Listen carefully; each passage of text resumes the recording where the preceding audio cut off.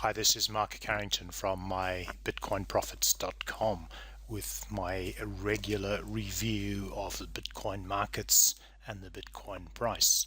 You will recall that last time we talked about looking for a trading zone after Bitcoin price had really broken out and raced ahead. And we'd had a strong pullback, and you could see from the picture here, it highlighted a box where I was really comfortable to be considering the trade. And we talked a little bit about event risk. So I want to cover event risk as we go through the discussion today. But let's do as we always do. Let's go to the charts. And here's the chart as it stands now. So as always, it's Bitcoin against the dollar. It's a daily chart. And there's our note that we had last week. This is June the 23rd, was here. And we'd had the big run up and the pullback. And I was looking for a trading zone somewhere around where this box is down here. So somewhere on the 0.786 Fibonacci retracement line and somewhere coinciding with this horizontal month from the monthly. And the reason I was fearful or thinking that the price may go down there is because two sets of event risk. The event risk on June 24th, or June 23rd, which was playing out, was the Brexit referendum in the UK, and the event risk on the halving of Bitcoin. We'll come back to halving, other than there is a small adjustment I made to this chart. I've moved this arrow, so the point of this arrow is on the 9th of July. So up here is this vertical, where the start of this rectangle box is the 9th of July, and that is the expected day that the halving will be reached. Okay, so what has Bitcoin price done is it's certainly on June 23rd, it pulled back, it was pulling back, and it created a low test bar. And just to remind you what a low test bar is, price does this, goes up like this, tests a bottom, and the close is somewhere up near the top. It's one of my favorite forms of reversal, particularly if it is reversed off a level, and there is a level there which we've drawn on the weekly. So there was a possibility to trade at that point above the high of this bar. Once we see that low test bar, we've got the close, and we're sitting on the 24th, and we could trade above the high of this bar. So the high of that bar was 632.67. The challenge of that trade is the low of that bar is 540. So that is so a stop loss would need to be below that. So just in round numbers, let's make that 532. So 532 is a $100 spread, and I'm just going to do the calculation. $100 into 532 is 18%. It's an 18% spread, and that's a substantially large stop loss. And then would need to be going 100% up here. We would need to be heading to the stratosphere to cover that amount of risk.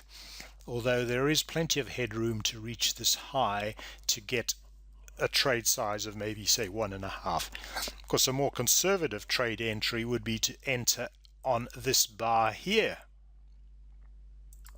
which is at this level, above this bar. So we've got confirmation that we've got buying going on, and then enter there. Stop loss would also need to be here, so that's at 532, and we would be then looking at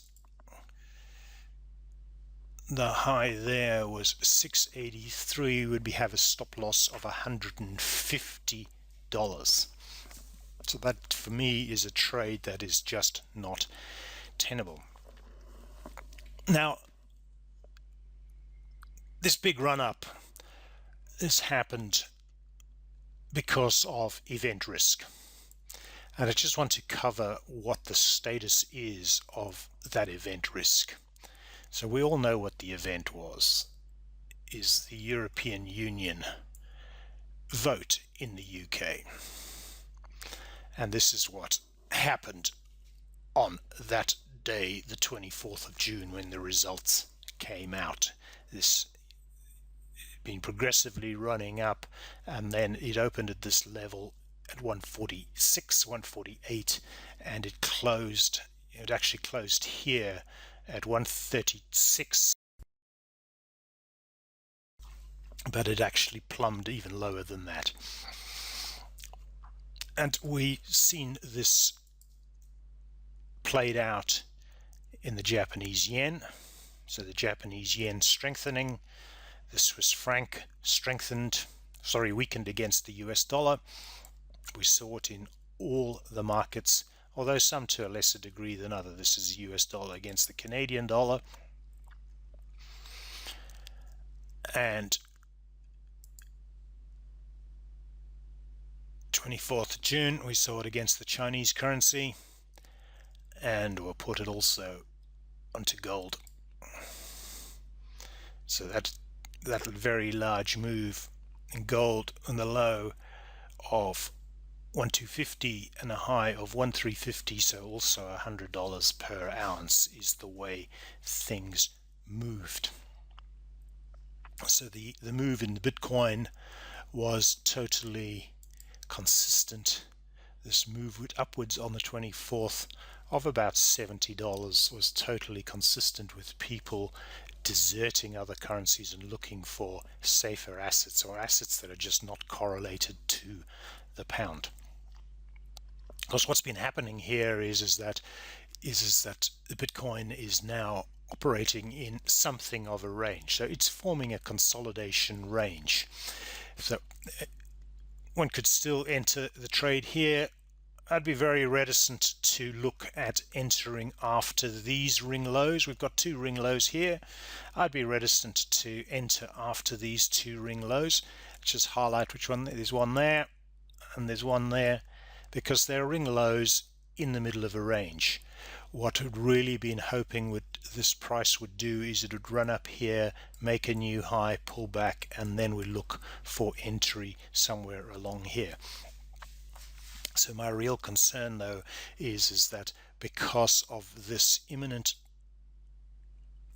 date of the halving, where there is going to be a reduction in the supply of Bitcoin coming onto the market, we do not really know how many people are going to be selling more Bitcoin than they are currently selling, because they're not able to cover their mining costs from the Bitcoin that they're earning. So we just do not know yet. So I would far rather be looking to wait until this period is over to consider a trade. What I'd really like to see is if this is actually the new bottom. We want to be heading in two directions, either up here, pull back and find a level and trade there, or actually go down to this level and trade here.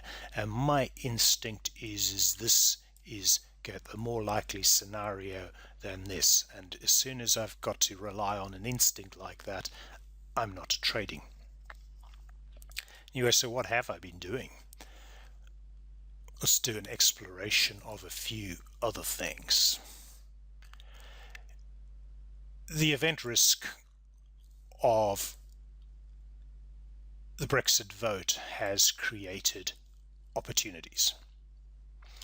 So if we have a look, the S&P 500, there's the Brexit vote, market pullback, and it has pretty well recovered everything. So I was buying in down here.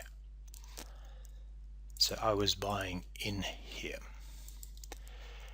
If we look at the Euro Stoxx 50, Euro Stoxx 50 has not fully recovered, so I was buying in here.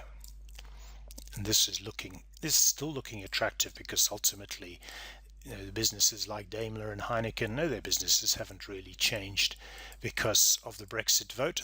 Those changes will take time to work through. In the German market has not closed this gap yet. Buying opportunities there.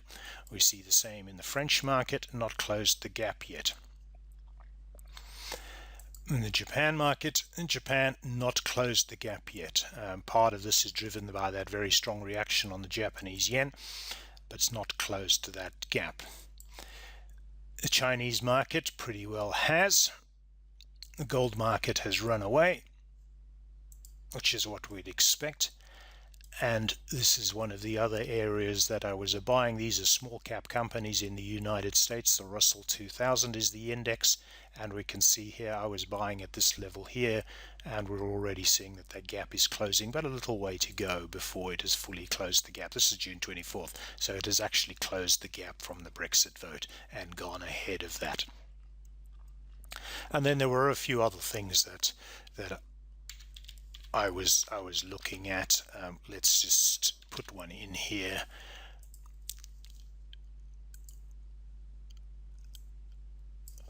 This is an ETF that tracks the Philippines stock market. There's the June 24 action. It's the action the day after. So it's June 24 is this one here. It's the action the day after, and I was buying in here. So I have bought shares in all of the Southeast Asian countries: Indonesia, Philippines, Thailand, Malaysia, Singapore, and Vietnam. So I don't know which one is going to do better than the others, but they're all showing reasonably strong GDP growth, and I just weighted the amount that I invested by reducing the ones that are growing lower than average and increasing the ones that are growing above average, and capturing this buying opportunity. And the beauty about that is that each one of these, you see my stop loss is relatively small compared to the size of the trade that I'll be looking at. So that's the view on the Bitcoin markets for this week. There is one other thing I do want to cover, is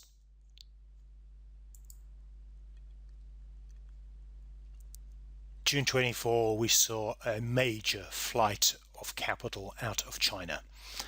June 24, June 25, June 27, so markets closed on Sunday, and that is one of the factors that would encourage me to look at Bitcoin. We'll see here Bitcoin against the Chinese renminbi, that big move on the 25th. It has since stabilized and it's now moving ahead. Now that move here looks stronger than the move, this move here looks stronger than the move in Bitcoin against the US dollar.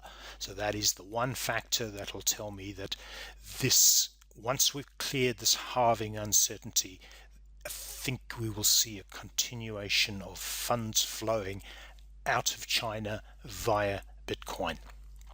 And that is ultimately going to be a very important underpinning for the price of Bitcoin.